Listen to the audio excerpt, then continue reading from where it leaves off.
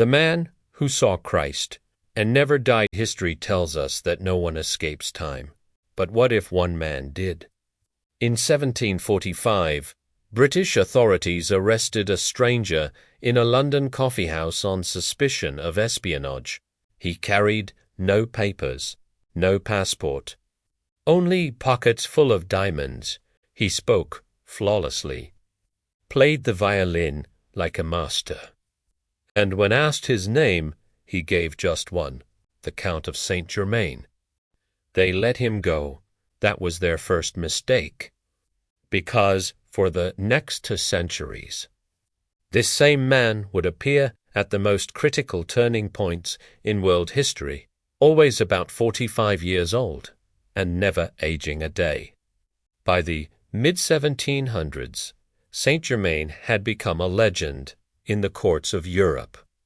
À Versailles, he dazzled royalty with impossible talents. He spoke 20 languages without an accent, played music so beautifully it moved listeners to tears, and spoke of history not as something he'd read, but as something he'd witnessed. When asked how he knew intimate details about people dead for centuries, he would simply smile and say, "I was there." He claimed mastery of alchemy. He said he had discovered the philosopher's stone, the elixir of life. He never ate food, only drank from a small vial he carried with him. And witnesses swore he turned silver into gold and removed flaws from diamonds permanently. Even skeptics like Casanova were shaken. Then came the moment that made people whisper something unthinkable.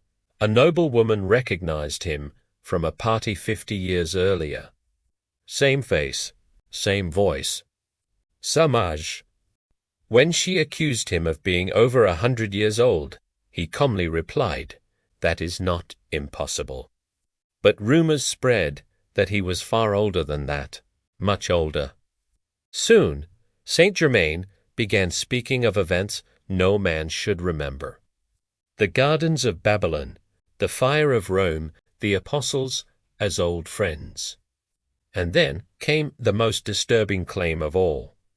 He said he had seen Christ walk the earth. This sparked an ancient legend. Some believed Saint Germain was Cartaphilus, the wandering Jew, cursed with immortality after striking Jesus during the crucifixion, condemned to live until the second coming. But the Count wasn't just observing history. He was shaping it. He appeared in Russia before Catherine the Great took power. In Germany, he mentored Anton Mesmer, teaching him secrets of the human mind. British officers saw him in India, speaking fluent Hindi, and in 1776, eyewitnesses claimed a mysterious man stood in the Continental Congress and delivered a speech so powerful it pushed terrified delegates to sign the Declaration of Independence. When they turned to thank him, he was gone. Le Quai d'Or. No guards saw him leave. In 1784, the Count of Saint Germain officially died, mourned, and laid to rest. But less than a year later, he was seen again, same face, same age. He warned Marie Antoinette of the coming French Revolution. She ignored him. Later, as she was led to the guillotine, witnesses claimed Saint Germain stood silently nearby, watching history repeat itself once more. In 1820, he told a confidant he was leaving Europe. He said, "I will rest, but I will be seen again in 82 years." And in 1902, a man named Jacques Saint Germain appeared in New Orleans. Identical in appearance, never ate, drank from goblets alone. Then came reports of blood. A woman escaped his mansion claiming he bit her neck like an animal. Police broke in. He was gone.